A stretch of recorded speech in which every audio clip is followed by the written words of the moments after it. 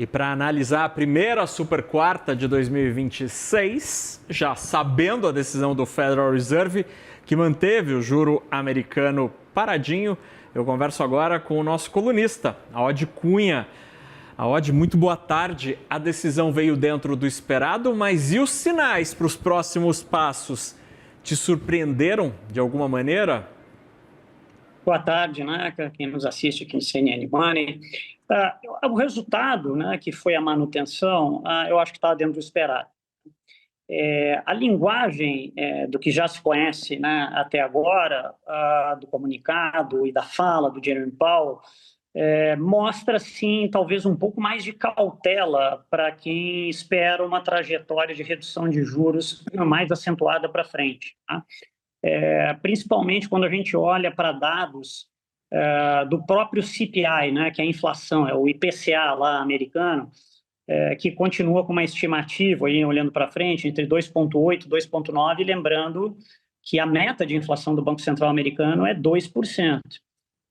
Então, tem uma sinalização de que se fez essa parada na redução agora e ela pode demorar um pouco mais de tempo até que os dados de inflação e desemprego deem um pouco mais de conforto para o Banco Central, apesar de ter dois votos dissonantes, né, na votação que foi feita, pedindo, dois que votaram pela redução de juros, mas é um tom mais cauteloso, eu diria, do que o mercado esperava.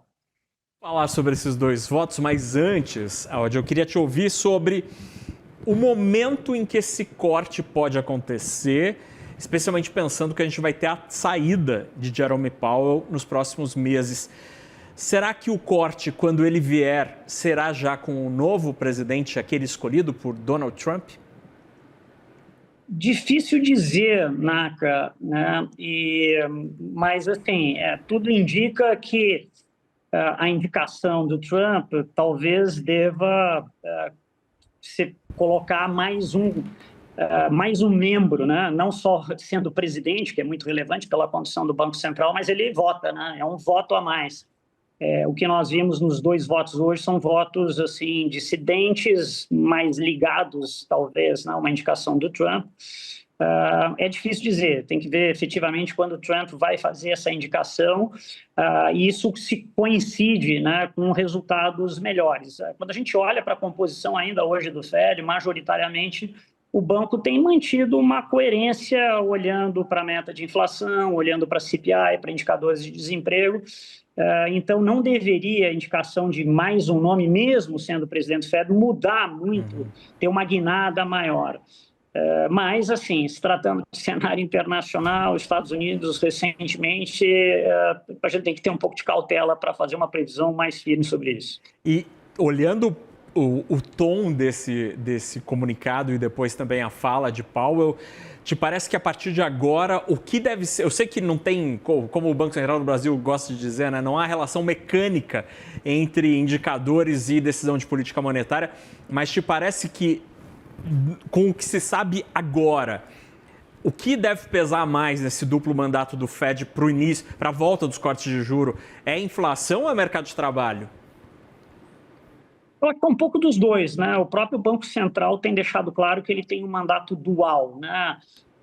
Talvez com peso até maior para o tema da taxa de desemprego do que é o mandato do Banco Central aqui no Brasil, que é sempre muito explícito na meta de inflação. Lá, o próprio Banco Central, duas reuniões atrás, um pouco antes disso, né, no encontro que sempre o Banco Central faz, anunciou uma certa mudança, né, um olhar mais atento para a taxa de desemprego, falando sobre a importância ou talvez a fragilidade do mercado de trabalho que tinha que ser olhada, e isso mudou um pouco a percepção do mercado ao não olhar só tanto para a convergência da meta, né, para o CPI, para os 2%.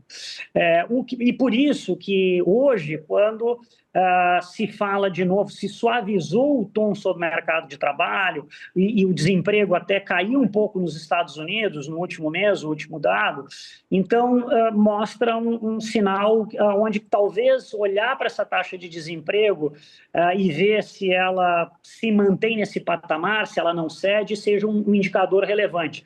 Se ela começar a ceder, e se a taxa de inflação também voltar, talvez essa combinação que seja necessária para o Banco Central ser mais dovish, né? Ou começar uma redução de taxa de juros. Agora, sobre a dissidência no placar, Christopher Waller e Stephen Miller votaram pelo corte de juro. Foram votos derrotados, mas não são qualquer voto. Waller é tido como sendo um dos nomes da listinha de Donald Trump para possíveis indicados a serem presidente, substitutos a Jerome Powell. E Stephen Miller, nos últimos meses, anos, foi muito próximo de Trump como sendo um leal assessor econômico. O fato de Waller estar supostamente nesta listinha aí para a decisão de Donald Trump, como ler esta decisão? Quanto tem de decisão técnica e quanto tem de decisão política deste voto, Aod? É muito difícil, né, a gente falar sobre isso não estando na própria pele de quem fez o voto. É claro que quando a gente olha para uma instituição como o Federal Reserve, com uma independência que sempre teve, com um escrutínio que os currículos, né, de quem é escolhido é feito, né, por mais que o presidente queira indicar, que tenha que passar isso por aprovações, todos eles sempre têm um currículo respeitável, e é o caso dos dois indicados.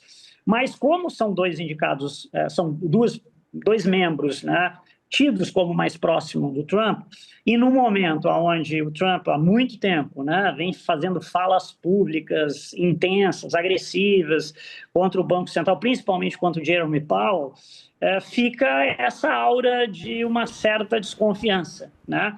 Mas eu ainda acredito que na composição média, o critério de escolha e o escrutínio que é feito no Banco Central americano, ele é robusto, sólido, e os votos eles precisam ser justificados também, né? Então, assim, tem que ver um pouco a justificativa, mas eu ainda acho que a gente tem uma composição e indicações onde o critério técnico ele acaba prevalecendo. E aí, Aod, só para a gente terminar essa conversa interessantíssima a quente. Depois da decisão do Fed, a gente teve uma reação muito, me parece, forte, expressiva no mercado de metais. O ouro subindo mais de 5% e a prata subindo mais de 10% depois da decisão do Fed. É o investidor ressabiado, cauteloso, preocupado em eventual contaminação do Federal Reserve, que sempre, como você muito bem lembrou, sempre foi uma instituição tão técnica e blindada? Naka, eu acho que pode ter algum componente também, tá? Olhando para o Fed, mas eu acho que o que está acontecendo nesses movimentos, que são movimentos de ouro, prata, nitidamente ativos, que o preço sobe e agora tem subido muito, em momentos ou de risco de inflação maior, ou de risco econômico global maior, seja geopolítico, seja econômico, são ativos de fuga para risco, né? Acho que eles estão subindo numa conjuntura geopolítica diferente, mais ampla, só que o Banco Central envolve os Estados Unidos também, né? A gente tem dados de vários bancos centrais, incluindo o Banco Central da China, fazendo movimentos de compras agressivas de ouro e mudando, portanto, o peso dos seus ativos em relação a títulos do Tesouro Americano para esses ativos. Isso está acontecendo em alguns bancos centrais. E tem uma discussão, as próprias declarações do presidente Donald Trump, muitas vezes são no sentido de passar um sinal de que, inclusive, gosta de ver um certo enfraquecimento do dólar, né? Se é isso para aumento de exportações americanas, porque tem todo o tempo de tarifa. Então, eu acho que é um movimento que não está associado só a este movimento, apesar de ter subido bastante hoje, ele já vem há mais tempo, vem desde o último trimestre do ano passado, e eu acho que ele está ligado a essa maior aversão, a esse mundo da geopolítica, uma mudança de modelo multilateral, comercial, Estados Unidos mais agressivo com tarifas, e uma certa recomposição de países, de bancos centrais, de instituições, fazendo posições nesses ativos e diminuindo relativamente, ainda que tenham muito, posições em títulos americanos, principalmente títulos do Tesouro Americano. É interessantíssimo essa observação desse fluxo que o Oddi nos traz, porque o dólar bateu, o DXY bateu hoje o menor patamar em 4 anos. Aí Scott Bessent falou agora à tarde que o governo Donald Trump está buscando uma política de dólar forte, ao contrário do que algumas leituras do mercado indicaram nos últimos dias. Isso foi suficiente para voltar a dar gás para a moeda, que acabou subindo quase que verticalmente depois da fala do Bessent na tarde de hoje.